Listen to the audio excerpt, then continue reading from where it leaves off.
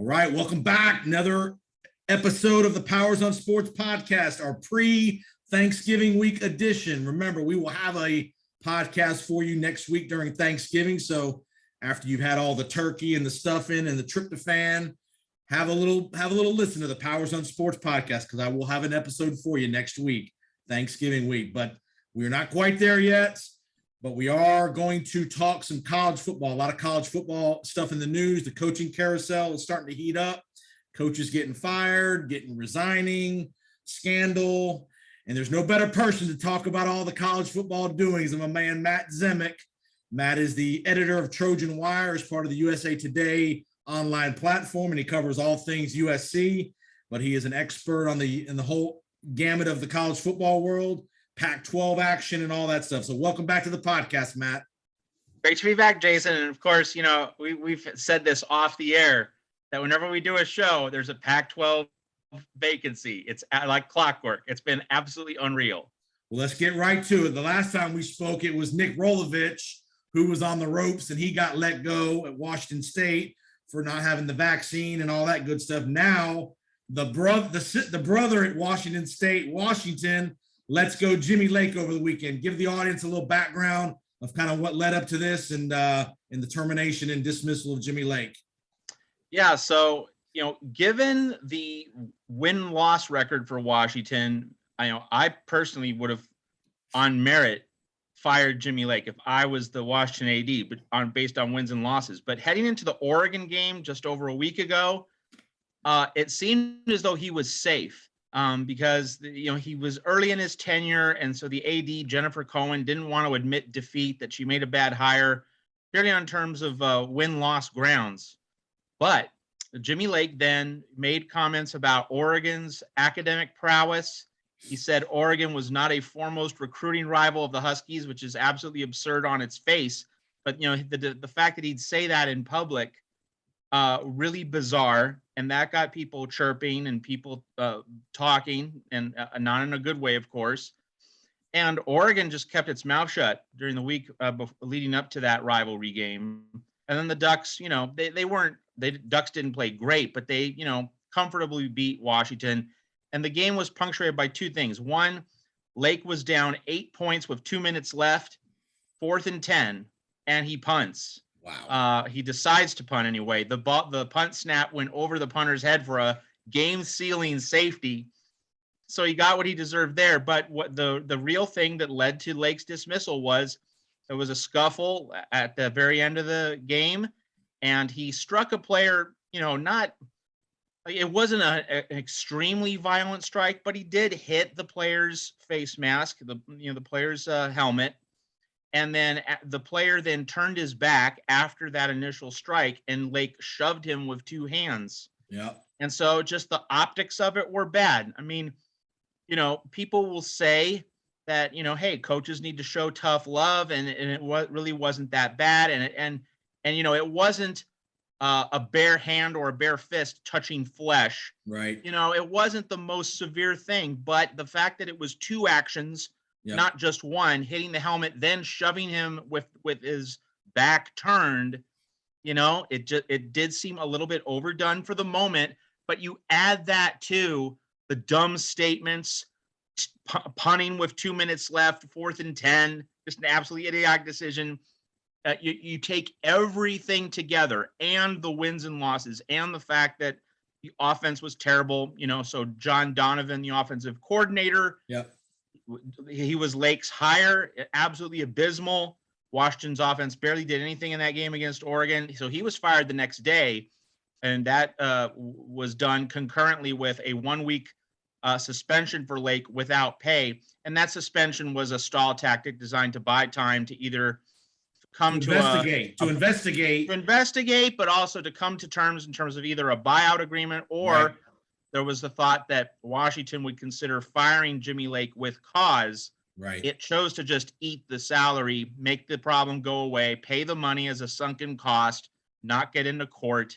That was what Washington chose to do. But anyway, it was a collection of things. It wasn't because the team was bad. It was because the team was bad, and the dumb statements, and the punt, and shoving the player, and the Right. comments about Oregon, and hiring a terrible offensive coordinator. All those things together, they all just came crashing down on him. What he did that week during the Oregon game and leading up to it, several things on and off the field, it was a tsunami, and that got Jimmy Lake in the end. And to give a little context on who Jimmy Lake is, a lot of people in the audience may not know who Jimmy Lake is. He was the replacement for Chris Peterson when Peterson retired. He was the defensive coordinator at the time. He was an internal guy. There was a lot of hope that he could be a good head coach. He had been at did he play at Washington? No. Okay. So, but he had been on the staff there for a little while with several Peterson years. Yes. During the winning years of Peterson, when the defense was pretty good. So they all thought it was going to be a good promotion, good hire. I did see a report that there was an allegation back in 2019 that came out that he maybe had another physical incident with a kid back in 2019 when he was defensive coordinator. So I'm sure that week suspension to investigate all that stuff. I'm sure they interviewed players, former coaches, guys in the program to see if there had been any other things that maybe had been covered up or not talked about. So like you said, had Jimmy Lake been 9-2 or 8-2, he might not have got fired. He might have got suspended. He might have got suspended a couple of weeks type deal. But the recruiting had gone way down. The coaching had not been very good. I'm sure the alumni and the attendance was not great at Washington this year. So, like you said, a tsunami of events leads to the dismissal of Jimmy Lake. Where do you see them going? Do you think they go for a big coach, or do you think they go for a coordinator somewhere? Washington is a storied program. That's a sleeping giant out west. Do you think they go somewhere try to lure a big name? Yeah, so this is really interesting. So, Jennifer Cohen, the AD, so she hired Jimmy Lake. And let's be clear about Jimmy Lake and that hire when Chris Peterson abruptly retired. There was a pervasive sense that Jimmy Lake deserved the promotion. He earned it. And, strictly based on his work as defensive coordinator, being on that staff, that was a fair thing. But what Jen Cohen did not do was, either she didn't ask Jimmy Lake in the interviewing process, okay, who's going to be your offensive coordinator? Right. She either didn't ask it, or if she heard John Donovan, she didn't care. Right. And I'm not sure which is worse. So, the fact that Jimmy Lake hired John Donovan as his offensive coordinator, that's shocking. No one was in the market for him. He did not have gleaming credentials. He's the guy. He was at Penn State under James Franklin before Joe Moorhead came along. Joe Moorhead, the Oregon offensive coordinator, who Mario Cristobal hired. So the world of difference between those two guys in terms of their track records.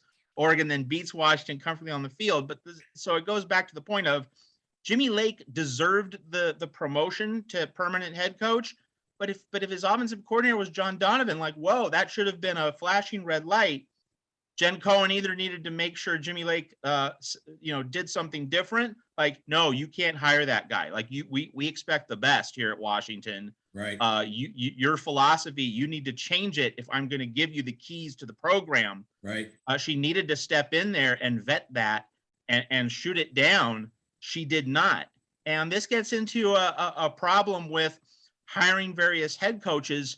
They'll accept your job offer if you give them full control. But if you give them full control and you don't make sure that their hires of coordinators are reasonably good, well, you're asking for trouble. And if it's a non-negotiable thing for the coach, I need full control, the athletic director needs to say no. He hasn't earned it. Move on to the next candidate. He has not earned that control. It's his first head coaching job.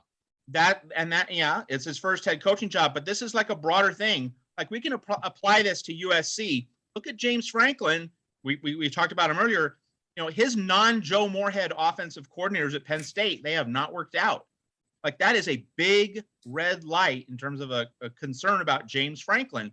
He's a good coach. He's done a lot of good work.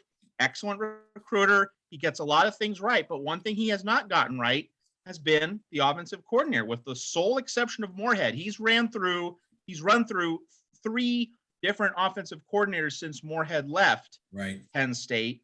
So if you're Mike Bohn and you're the athletic director at USC, and I'm drawing a parallel here to Washington with Jennifer Cohen, do you give James Franklin full control? Like, do you allow James Franklin to bring in any old offensive coordinator, seeing how Keaton Slovis has not developed and the USC offense has come to a standstill in recent years under Clay Helton?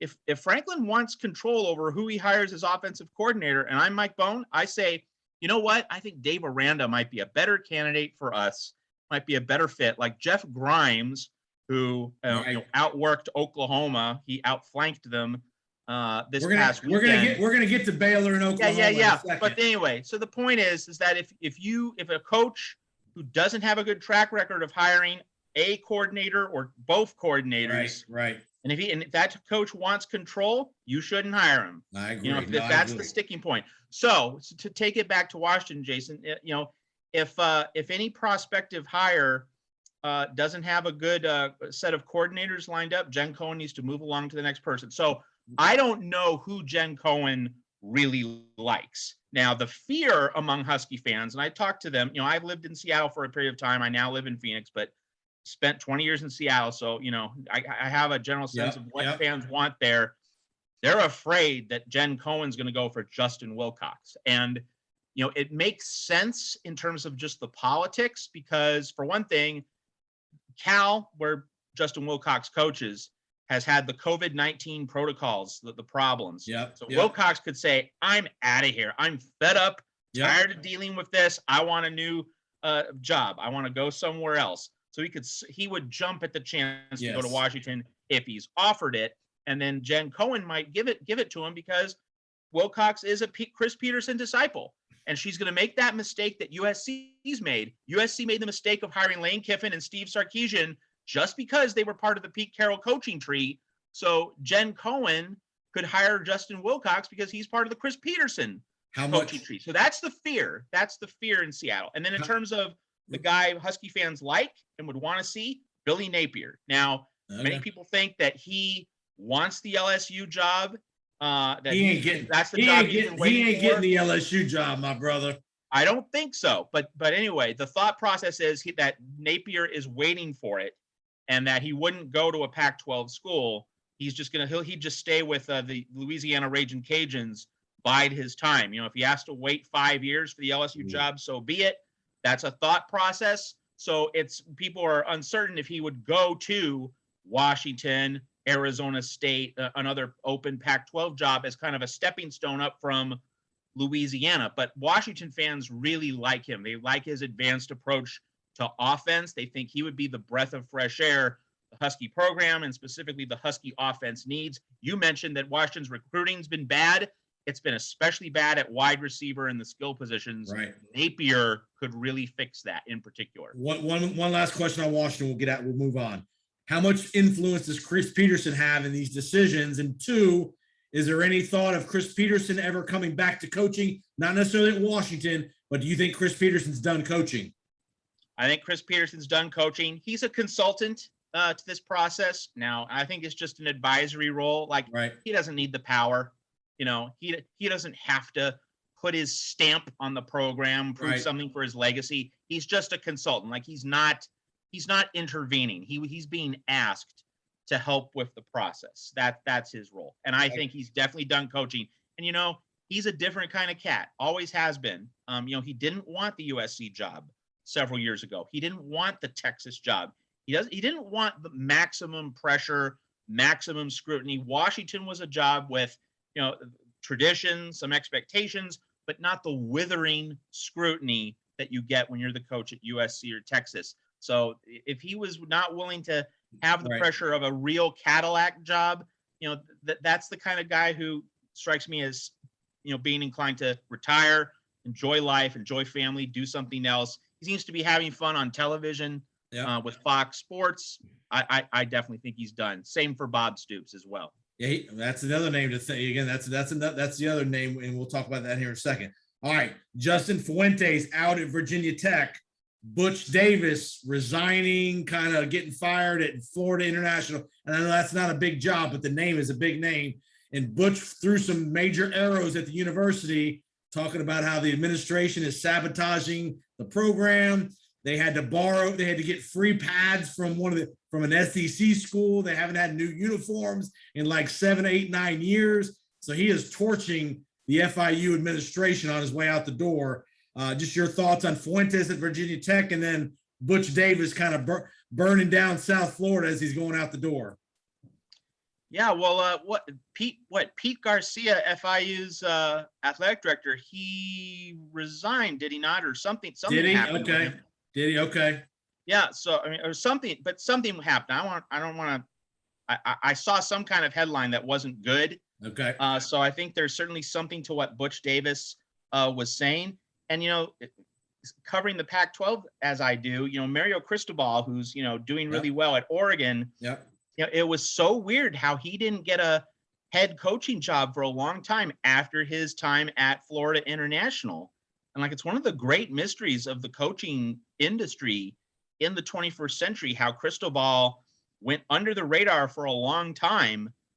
People knew that he was a talented coach, a talented recruiter, and he didn't get a head coaching job for the longest time. And then Oregon snapped him up, and look at the Ducks now. They're in the playoff hunt. So I think there's certainly a lot to what Butch Davis is saying about FIU. As for Justin Fuente, so here's the thing.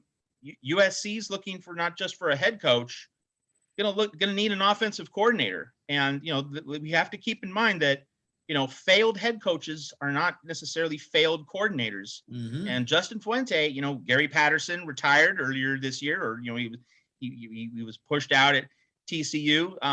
So Justin Fuente helped Gary Patterson achieve great heights at TCU. He turned Andy Dalton into a pro, won a Rose Bowl, had an unbeaten regular season. Right. So, Justin Fuente as an offensive coordinator, he's going to be a hot name on the offensive coordinator market. Absolutely. LSU, USC. If Florida fires Dan Mullen, he's going to be a prime candidate for the offensive coordinator in Gainesville. Sure. Under whichever head coach takes that job. In terms of the Virginia Tech opening, that's a very intriguing one.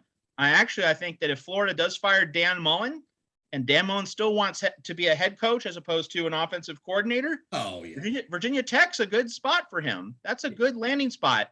You look at Justin Fuente. What was he supposed to do at Virginia Tech? He was supposed to develop quarterbacks, and he didn't. Right. Yeah. Now Dan Mullen, you can launch a million different criticisms of him. He has a lot of flaws. Yeah. A lot of flaws that have all been exposed in his tenure as a head coach.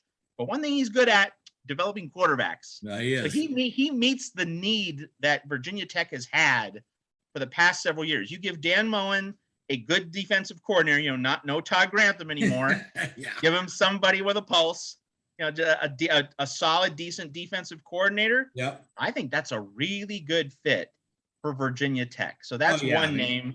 There are other interesting names that I think Virginia Tech should consider. Jim Leonard. I'm waiting for this guy to get a job. Wisconsin has allowed 12 touchdowns in 10 games this year.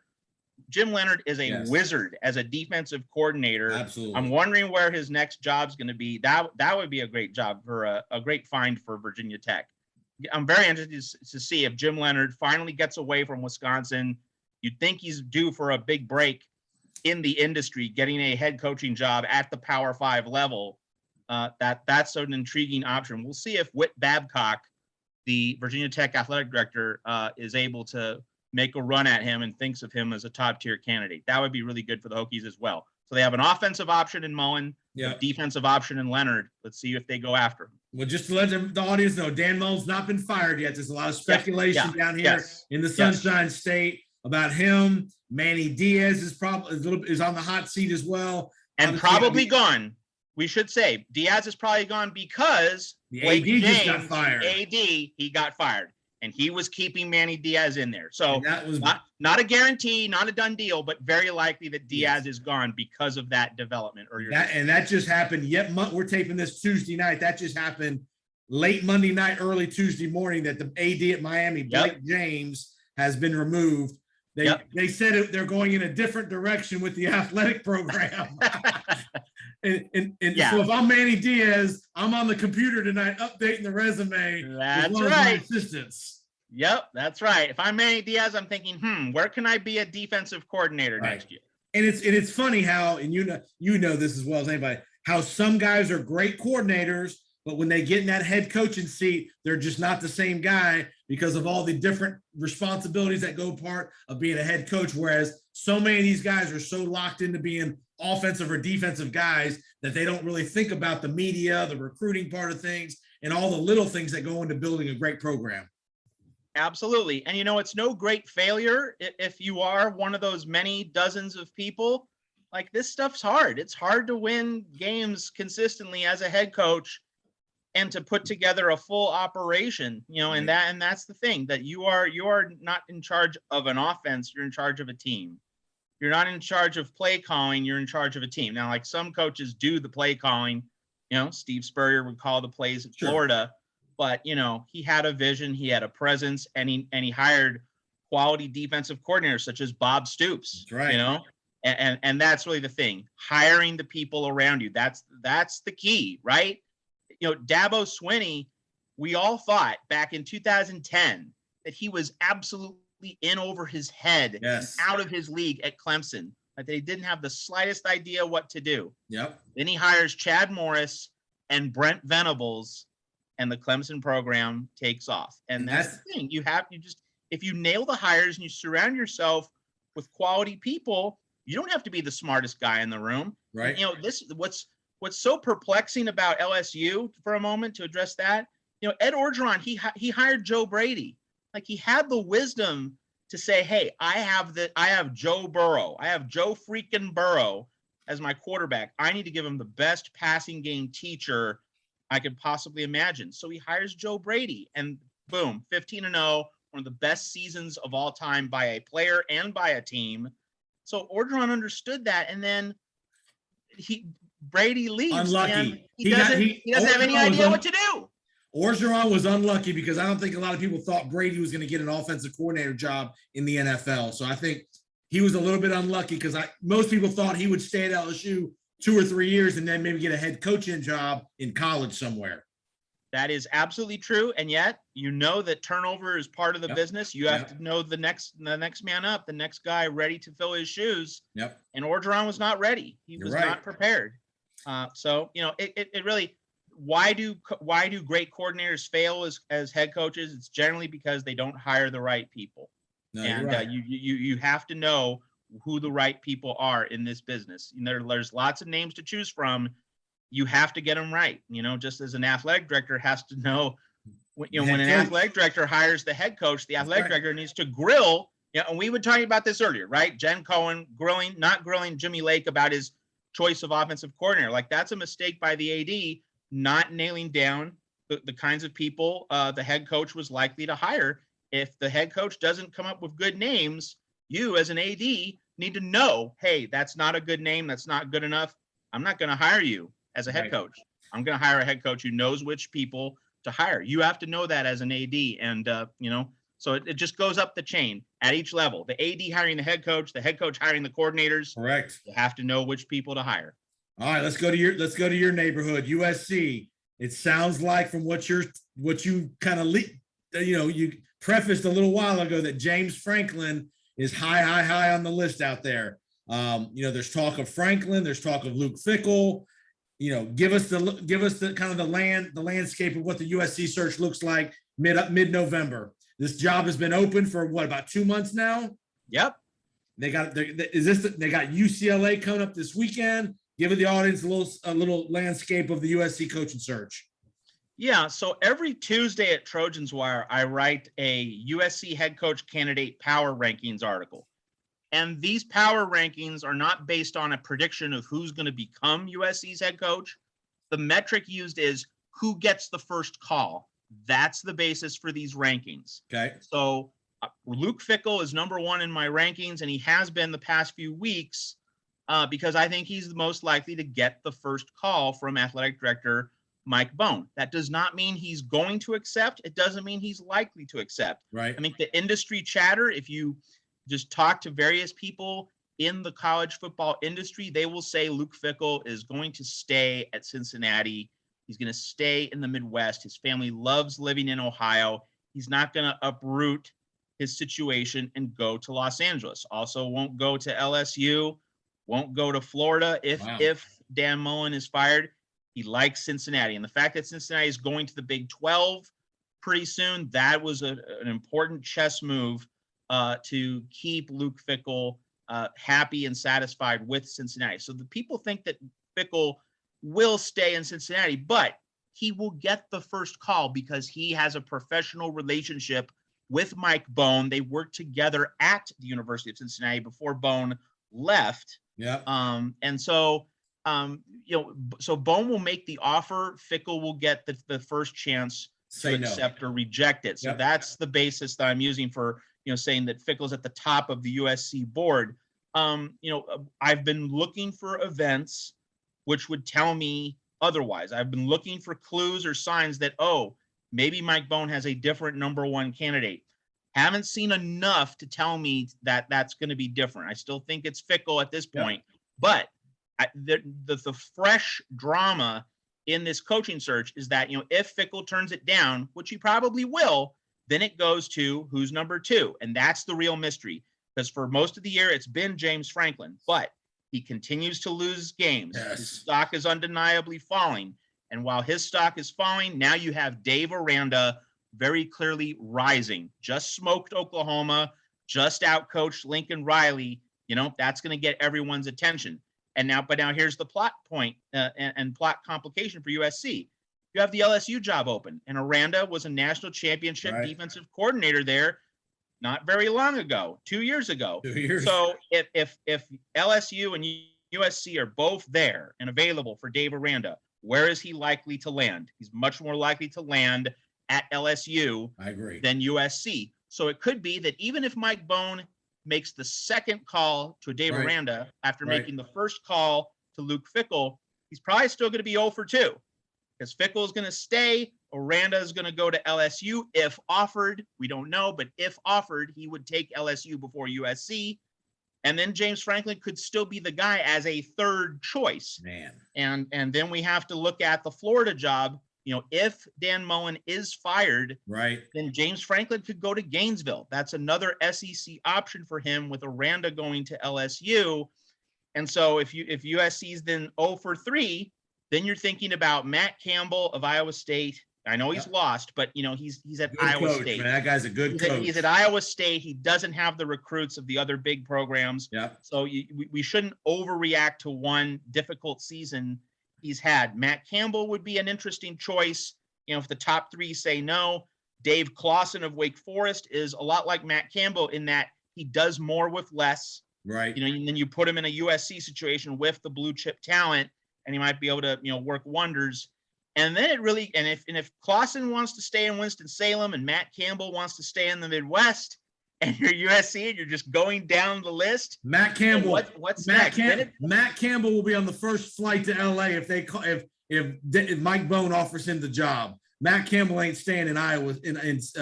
I don't think he's going to be on that first plane if he gets offered that job. Maybe, but let's now consider this. If let's say James Franklin takes the Florida job the first weekend of December, does Matt Campbell then go to Penn State? Yeah, that's where we're going to get into the timing. The dominoes. That's when the timing of these moves becomes really important. Which jigsaw puzzle comes open, and the timing is then going to be the deciding factor. But now, let's plot this out all the way, Jason, because your show, Powers on Sports, we deserve the full Monty. Let's do it the whole way, not half baked, not 75%. Right, real quick, before you start, I'm going to throw this caveat in that's going to play the dominoes here. Cincinnati runs the table and gets left out of the playoff. Does that change Luke Fickell's mind? It's the kind of scenario which might, like if you were to pick one scenario which might make Luke Fickell say deuces, totally change his thinking, that would be it, right? That would be it. So it would be interesting. I would still bet against it. Okay. Because Cincinnati's going to the Big 12 and you would no longer have that group of 5 stigma. So that problem would be solved in the relatively near future, but it could change his mind. So I want to just go, if USC whiffs on all 5 or 6 of its top candidates, then, the thing that's worth exploring is, all right. Lane Kiffin?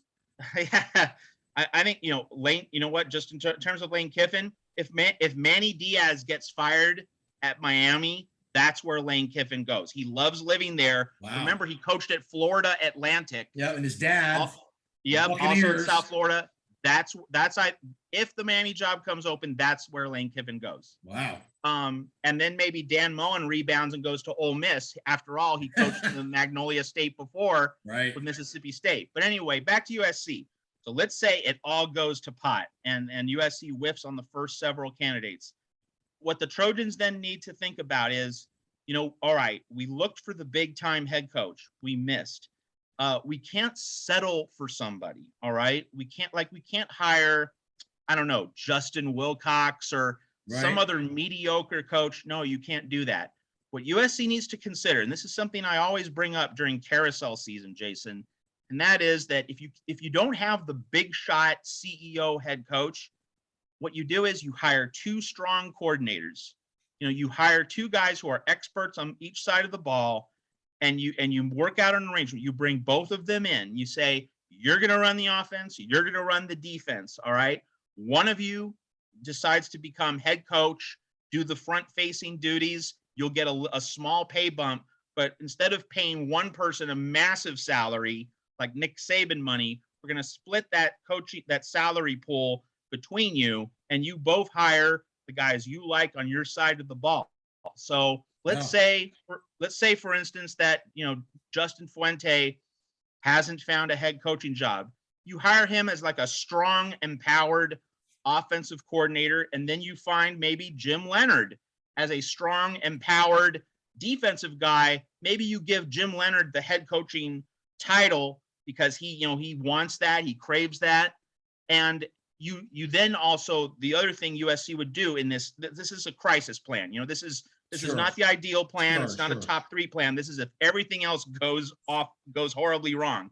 But the one thing USC would need to do would be to keep Dante Williams on staff, not as a coordinator, but as a recruiter. That's what he was under Clay Helton. Yep. Dante Williams was the one guy on Clay Helton's staff who was locking up in-state talent in California, keeping them in. Corey Foreman, the other really prominent defensive players. You need to keep Dante Williams on staff if you do this crisis plan, and then you try to find his equivalent on offense to keep the top quarterbacks and running backs and wide receivers in the state of California. So if everything goes awful, USC needs to think very creatively instead of being locked into this idea of we have to hire a CEO head coach. If you're hiring a mediocre CEO, that's going to be much worse than hiring basically 2 strong coordinators empowered to deal with their own side of the ball. And here's the other thought that USC, with the glamour of LA and all that stuff, that they probably can draw from if they get to the 3rd or 4th candidate, because I don't think James Franklin's a good candidate for USC. 2-10 as a coach against the top 10 while at Penn State. Terrible record beating good teams. They've not done well this year. They had a poor year last year. I don't think he'd be a good hire for LSU, or not for USC, excuse me. A guy like an NFL assistant, Eric Bieniemy, a guy like that's an offensive guy who could have some glamour in LA. Is there any names that you're thinking of there that from the NFL? Because they could cut a deal with the NFL guy now and just not announce it, knowing that the guy's going to leave as soon as the regular season's over in early January. Yeah, I mean the one main sticking point with that is that the early signing period in early December, right? Like that coach, especially if you're talking about Bieniemy, who's probably going to be in the playoffs again. He's just going to be so behind in terms of that first recruiting cycle. But now the counterpoint though is if you think he's good enough. The counterpoint is this is a huge hire. If you think Eric Bieniemy is up to the task, then you wait that month. Then waiting that month is worth it. But it would be a gamble, right? Because he hasn't been a head coach, either college or the pros. Now, one plus, he used to be at Colorado. He was a player there, of course, but he was also an assistant coach there. And Mike Bone used to be the athletic director at Colorado. So that's a reason why there could be a potential fit But that would certainly be a gamble in all of this. So, it'll be interesting to see in the next few weeks. Like, I think the Florida job's really a pivot point here. I agree. Because if it opens up a second big SEC job, that really changes the marketplace in terms of the top several candidates that are being considered. You're right. And really, it's this tension between James Franklin and Dave Aranda, what they're going to do, where they want to go. If you have a second big SEC job, that's more for USC to compete against. But if the Florida job stays closed and Dan Mullen hangs on for 2022, then USC really has an opening to get one of Franklin or Aranda as its head coach. Same with LSU, because LSU is going to be the other big domino in this whole thing. All right, before we get to the playoff, I want to get your quick thought.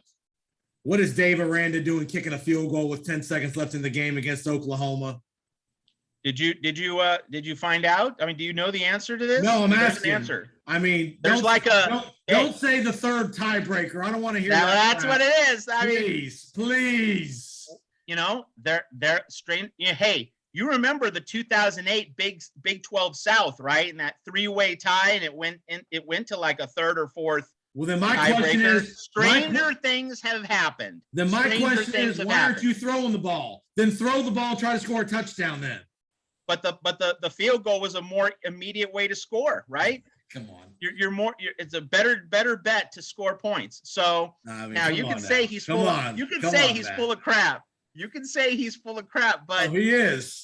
I've heard worse explanations. Let's put it that way. I agree. Because like he's at least engaging in some kind of gameplay, right? That's not the worst explanation you've ever heard. You got to give me that. That's totally, and we're trying to rub it into Oklahoma and stick it up their butt because they beat us forever, which I can appreciate that, but don't say it's because it's a third tiebreaker. Just come out and say they've beaten our ass for about 10 straight years. We want to stick it to Oklahoma one time. Just say that. Hey, I wouldn't mind. Not at all. All right, college football playoff rankings released tonight. Georgia 1, Bama 2, Oregon still 3, Ohio State 4, Cincinnati 5, Michigan 6, Michigan State 7. Obviously, you're going to have the Big Ten play itself out with Michigan State, Ohio State all playing each other in these next couple of weeks. Oregon, huge game. They stay at number 3. They haven't been playing great, but they've been winning. Do you think Oregon's going to stay in front of Ohio State as long as they keep winning? No. I think if you ask me just about Oregon and Ohio State, no. And that really gets to the heart of this discussion, right? Because this is usually a helmet thing, the prestige of the school, the stature relative to television ratings for ESPN, like that's been consistently the most important thing. That if it's Ohio State versus Penn State, Ohio State's the bigger brand, so Ohio State got in over Penn State in 2016, even though Penn State won the Big Ten title. And people will say, well, Penn State had 2 losses, Ohio State won. Yeah, but Penn State won the Big Ten and they beat Ohio State head to head. So I think Ohio State's prestige certainly carried there. Then in 2017, Ohio State was a very prestigious name, but Alabama's more prestigious. And that's why Alabama got in over Ohio State, even though Alabama did not even win its own division that year. And so we go to 2021. So if we compare Oregon and Ohio State in a battle of prestige, TV ratings, what sells, what's sexy, Ohio State will be higher. The fact that Ohio State's playing Michigan State and Michigan, that's just an easy reason for the committee to bump the Buckeyes above the Ducks. But, Oregon won't care if it's passed by Ohio State as long as it gets in ahead of Cincinnati. And once again, helmet test. Oregon is not, the biggest draw for ESPN, but more prestige than Cincinnati because it's that group of 5 versus Power 5 divide. Even though Oregon has a loss, and even though that loss is a bad one to Stanford, I do think that one-loss Oregon gets in over unbeaten Cincinnati. I agree. Because the group of 5 bias being held over and against Cincinnati by the committee and by ESPN, I think there's a definite business perception that it's going to be bad for TV if Cincinnati is in there. So if Cincinnati wants in, it will need Oregon or Ohio State. Ohio State or the Ohio State, Michigan State winner. Yeah. It will need or Cincinnati will need that team to then lose its next game on November 27, and that or an Oregon loss to get into the top 4. And they really need Georgia to beat Alabama convincingly in the SEC title. Absolutely. Game. Yes. That's absolutely. the other caveat that goes without saying. Yes. Yeah, I think you keep Oregon in front of Ohio State only because to me that's the best non-conference road win of the year in college football. Oh, let's be clear here. Oregon should stay ahead of Ohio State, period. Yes. Oregon won head-to-head on the road without Kayvon Thibodeau. Yes. Oregon should be in front of Ohio State, period, end of sentence. But in terms of gauging the politics, not what should be, but what will be, Ohio State will be ranked higher than Oregon if Ohio State wins out. And here's one thing I think will happen too, because from a matchup perspective, I think the committee will say, I want the best defense in the country against the best offense in the country in the semifinal game, which is Ohio State, Georgia. So I think if these 4 hold true, I think you're going to see Ohio State 4, because I think TV's going to say, I want Kirby Smart's defense, Ryan Day's offense. Let's get it on. That is very, very possible. You could definitely see that for television purposes. I frankly had not considered that. So that's definitely something the committee would do, because like they do engineer the matchups for TV. You're 100% right on that point. All right, let's get to the last three things. The 3 big matchups this week, and just get your quick thoughts. That's staying in your Pac-12. You got USC, UCLA. Not a huge matchup, but Chip Kelly is Chip. What is the sentiment of that rivalry in LA? Obviously, both teams are down, but is UCLA satisfied with Chip Kelly? I know he's not in any trouble, but they had great expectations after about 3 weeks this year. If keep in mind that this is a terrible USC team, doesn't have Drake London. Obviously, its best player. He was on his way to being a Heisman Trophy finalist. Yes. In a year when we don't have a lot of sexy. Skill position players rising to the top. He was going to be a Heisman finalist before his unfortunate injury. He was going to be the Biletnikoff Award winner. Yes. So USC doesn't have its best player. If UCLA loses to USC, Chip Kelly's very much in danger. Really? Okay. I wouldn't say guaranteed to be gone, but very much in danger. Like he needs to win that game. I could even argue he needs to win that game convincingly. And let's remember that USC's athletic director, Martin Jarmond, is still pretty new to the job, and Chip Kelly was not his guy. He's inheriting Chip Kelly. So if UCLA loses to USC, Chip Kelly is at the very least in trouble. Not necessarily likely to go, but very much in trouble. I think Chip Kelly needs to beat USC if he wants to feel comfortable about his job status. And then in terms of the game, well, I just said it. Drake London not being there for USC. This is going to be Jackson Dart's first start as USC quarterback. He relieved Keaton Slovis in the Washington State game after Slovis got injured. Right. He platooned with Slovis against Arizona and Arizona State. This would be his first start. And what a time to get that first start against UCLA. But, he struggled against Arizona State without Drake London. So one would have to assume that, Dart, who was really good when Drake London was in the lineup, it's just not going to be the same with Drake London out of the lineup. Now, UCLA, has an atrocious defense. So I still think USC is going to score some, but USC's defense is also really bad. UCLA should win kind of like I'd say a 45-34 type game, something in that range. Another USC note, as we're taping tonight, Andy Enfield, the coach of USC, is down at Florida Gulf Coast playing where he used to coach. And my buddy Tom James is the announcer for Florida Gulf Coast. So interesting basketball matchup. Andy Enfield going home to South Florida tonight. And he was a winner. And, USC looks pretty good. That the final was 78-61. And USC has last year, Enfield loaded up on transfers. One of the many transfers was from Wofford, Chavez Goodwin, and he scored 20 points tonight. He's been USC's second best scorer, but he's been a better scorer for them in the first 3 games of the season than Isaiah Mobley. So Andy Enfield with a victorious return to Dunk City. That had to be a very special moment for him. And, he came back, of course, in a triumphant way. Like, hey, I just made the Elite Eight. My coaching career is on the rise. All the skeptics I had at USC when I left Fort Myers, I've proved them wrong. So it's good to be Andy Enfield right now. Absolutely. 2 games of the week. Oregon in Salt Lake City to visit Utah. Utah's kind of been up and down, but they're always giant killers in Salt Lake City. Can Oregon go into Salt Lake knowing they're probably going to have to beat them twice here in the next 3 or 4 weeks? Can Oregon go to Salt Lake City and get it done? Yeah, the big question in this game when you watch it on prime time, Saturday night, I think it's ABC. ESPN. Yeah, yep, I think it's Fowler and Herb Street. Yep, when you watch this game in prime time, the big key is going to be Utah is going to make Anthony Brown, the Oregon quarterback, throw the ball and throw the ball deep. Like that's going to be Utah's defensive approach. You have to beat us over the top. You're right. The brilliance of Oregon's game against Ohio State in week 2 was that Anthony Brown didn't have to throw any downfield passes. Right.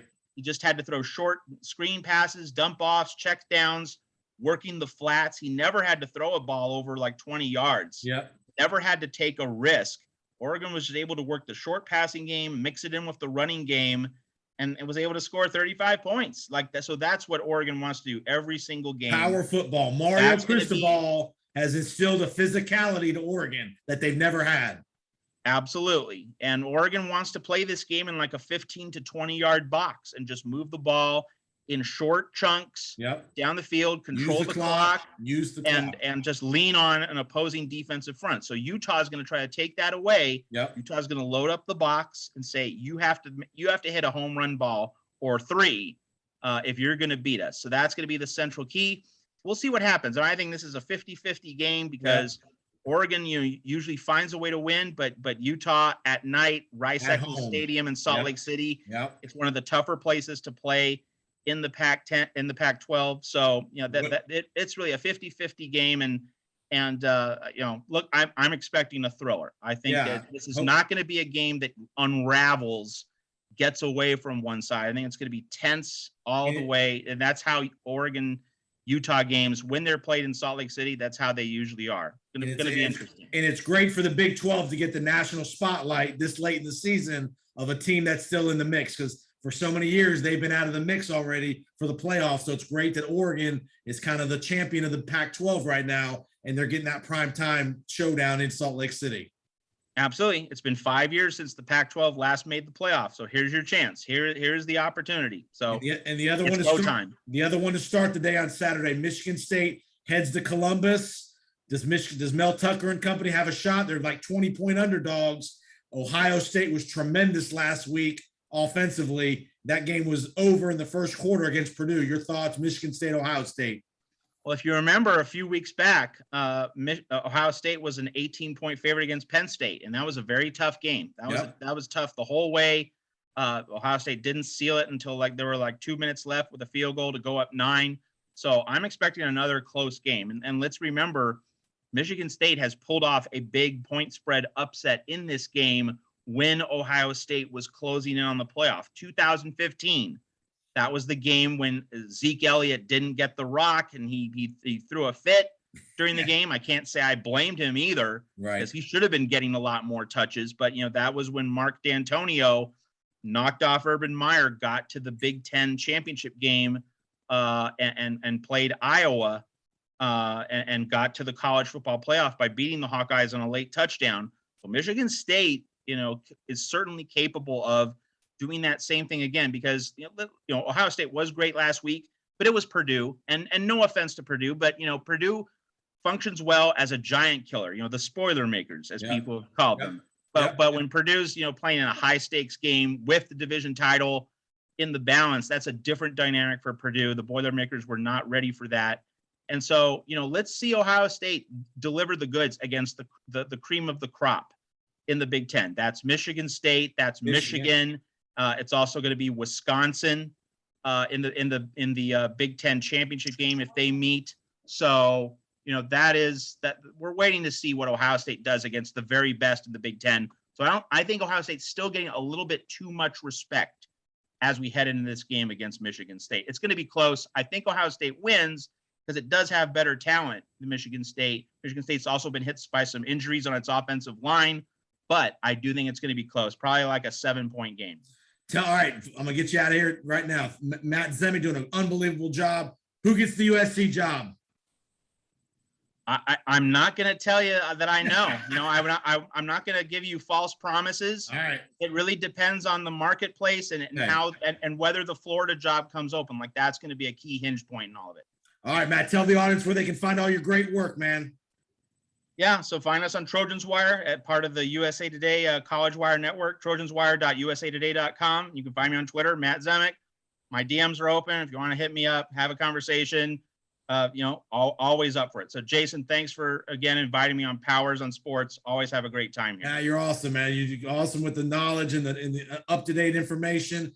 Check him out on Twitter. He tweets about all things in the world, man, not just sports. All things in the world.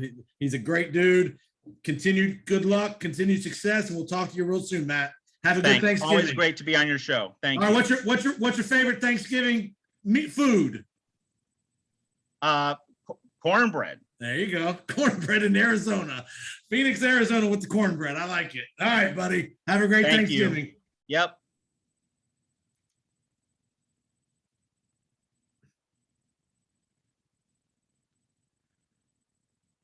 Hey,